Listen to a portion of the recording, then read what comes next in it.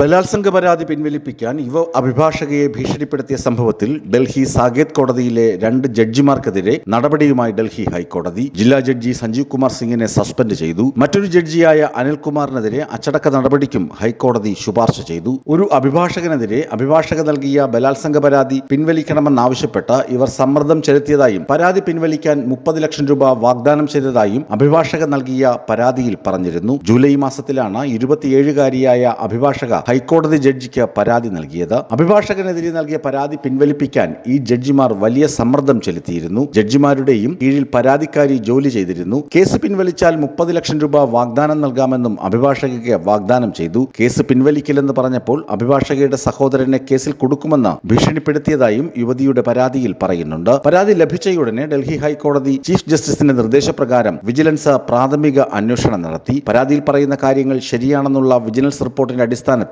August 28-ന് ചേർന്ന ഡൽഹി ഹൈക്കോടതിയിലെ full court റഫറൻസിലാണ് നടപടിക്കുള്ള തീരുമാനമുണ്ടായത്. News desk വിസ്മയ news.